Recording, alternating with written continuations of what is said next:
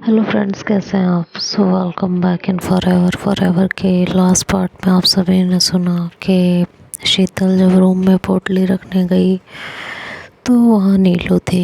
नीलू ने पहले उससे पूछा कि उसे कहीं कोई काम तो नहीं है, और जब उसे ये यकीन हो गया कि शीतल को अब कोई काम नहीं है तो उसने शीतल से कहा कि आओ बैठो, कुछ बातें करनी है। कल भी नहीं हो पाई थी।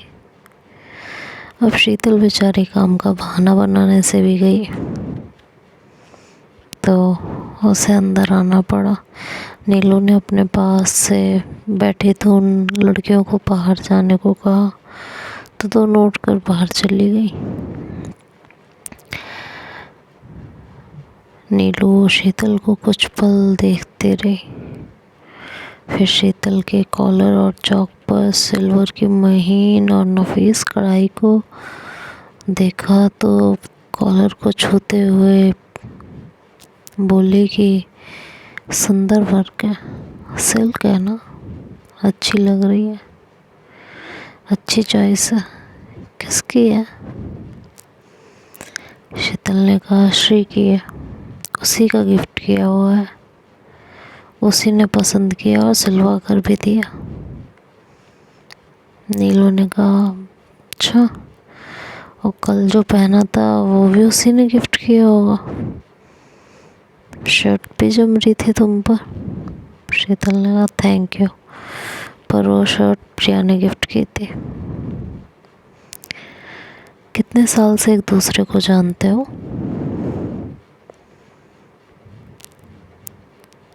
किसे?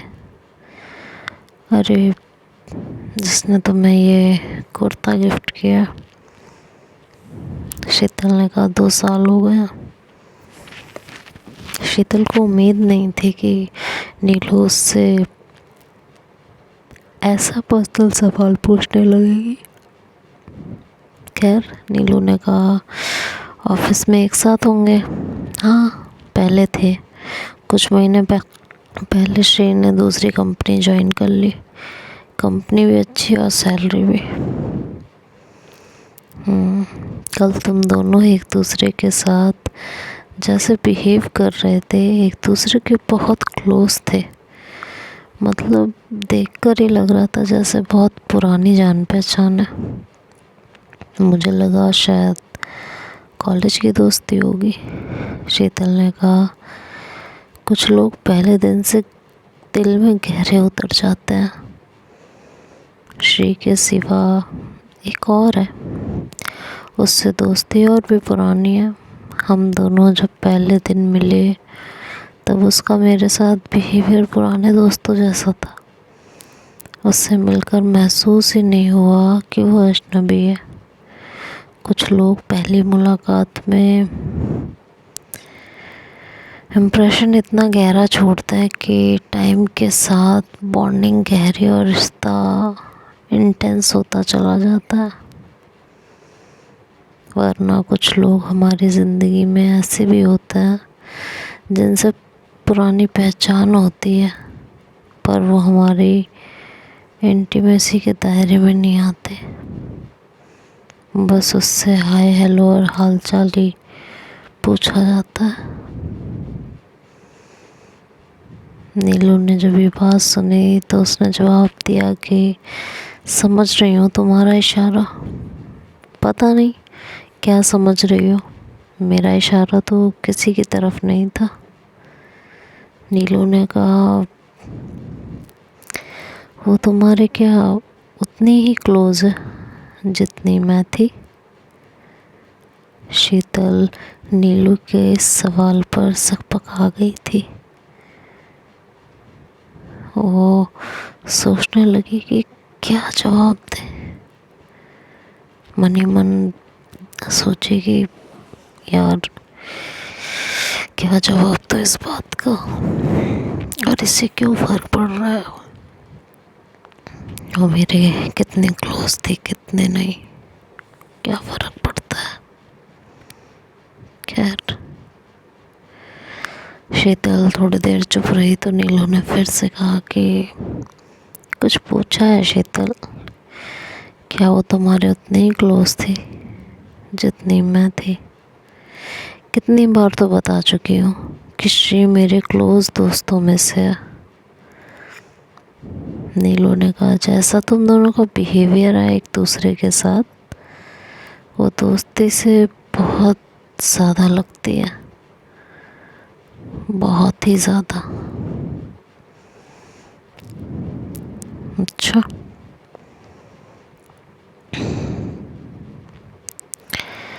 शीतल ने कहा, तुम कुछ ज़्यादा पर्सनल नहीं हो रही हो? क्या करोगी हम दोनों के बारे में जानकर? आज के बाद हम लोग कभी मिलेंगे भी नहीं। नीलू ने कहा, क्यों नहीं मिलेंगे? कभी ना कभी किसी फंक्शन या शादी में तो मिलेंगे ही। शीतल ने व्यंग से हंसकर कहा कि इससे पहले भी कई फंक्शन और शादियाँ हुई हैं, तब तो नहीं मिले। आगे ऐसा क्या खास हो जाएगा? नीलू ने कहा, आज मेरी शादी में तो मिले ना, ऐसे ही तुम्हारी शादी में भी मिल जाएंगे। शीतल ने नीलू की बात सुनने तो कहा, अच्छा तो तुम मेरी शादी में आओगी? क्यों क्यों नहीं आऊँगी? तुम्हारा बुलाने का इरादा नहीं है क्या? नहीं, और मेरा किसी को भी बुलाने का इरादा नहीं है, क्योंकि मुझे शादी ही नहीं करनी। नीलू ने कहा, क्यों? शीतल ने कहा, बस ऐसे ही, मेरा मन नहीं है। और फिर खड़े होते हुए बोली कि चलती हूँ, बड़ी देर से यहाँ बैठी हूँ। श्री प्रिया सब ढूंढ रहे होंगे। घर की चाबियाँ भी मेरे पास ही है। उन लोगों को तुम्हारे लिए जो गिफ्ट लाई हैं वहाँ से लाने भी हैं। बिना चाबियाँ के कैसे लाएंगी? नीलू ने कहा, क्या गिफ्ट दे रही हो मुझे?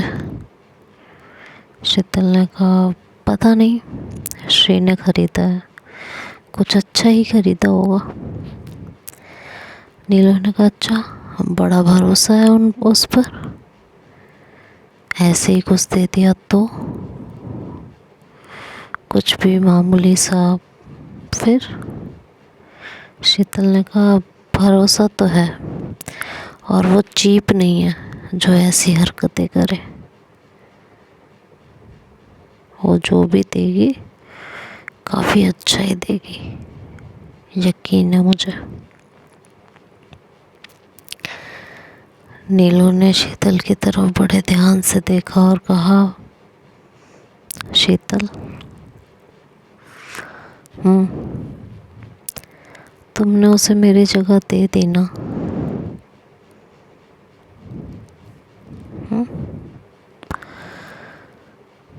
मेरी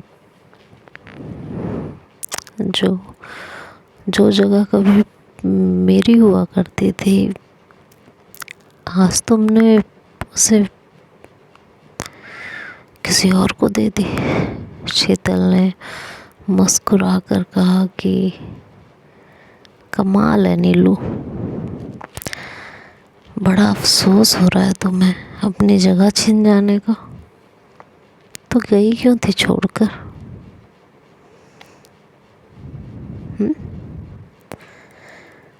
और दूसरी चीज़, कोई किसी की जगह ना तो ले पाता है और ना दी जाती है।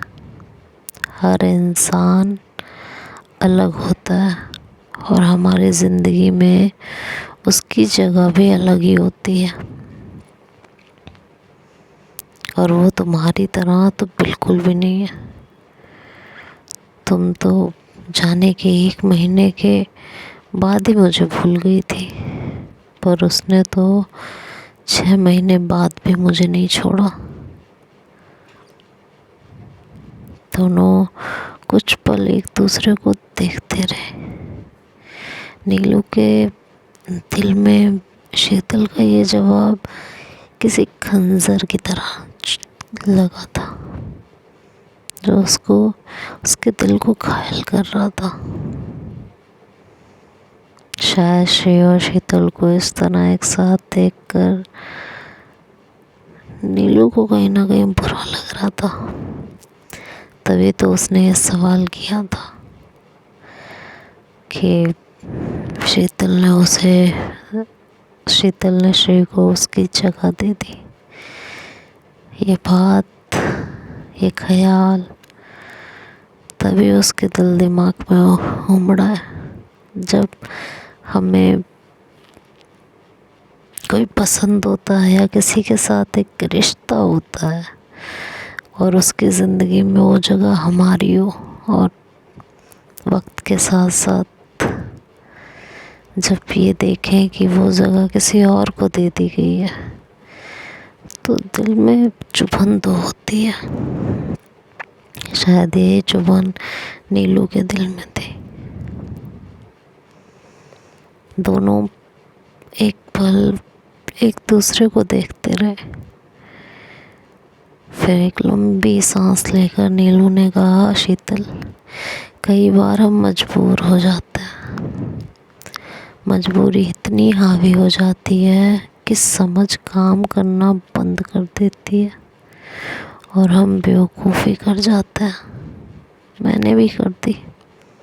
शीतल ने कहा, मजबूरी थी या बेवकूफ़ी, सुधारने के कई मौके थे। तुम अगर चाहती तो सुधार सकती थी, मुझसे कह सकती थी, पर तुम्हें रिश्ता तोड़ देना सही लगा और तुमने वही किया। तो इस बारे में अब ज़्यादा बात ना करें तो ज़्यादा अच्छा है। शीतल, मम्मी को हमारी दोस्ती कभी पसंद ही नहीं आई, तुम्हें पता ही था। फिर तुम्हारा एक लेटर भी उन्होंने पढ़ लिया था। शुक्र ये था कि तुमने कुछ ज़्यादा लिखा नहीं था, पर फिर भी कुछ बातों को लेकर वो मुझसे पूछताछ करने लगी। मेरी उनसे बहस भी हो जाया करती थी अक्सर। तुम्हारे 2 लेटर मुझे मिले भी नहीं थे। बाद में तुम्हारे लेटर से मुझे पता चला कि इससे पहले भी तुमने लेटर भेजा था। मैं उस दिन घर पर थी इसलिए मिल गया, नहीं तो नहीं मिलता वो भी। पर उस दिन भी उस लेटर की वजह से बहुत हंगामा हुआ था। पापा भी मुझे ही समझा रहे थे कि फालतू चीज़ें छोड़कर अपनी पढ़ाई पर ध्यान दो, नहीं तो पढ़ाई छुड़वा कर शादी करवा देंगे। मम्मी की पूछताछ और शादी की धमकी से डर गई थी। उस वक्त वही करना सही लगा तो किया।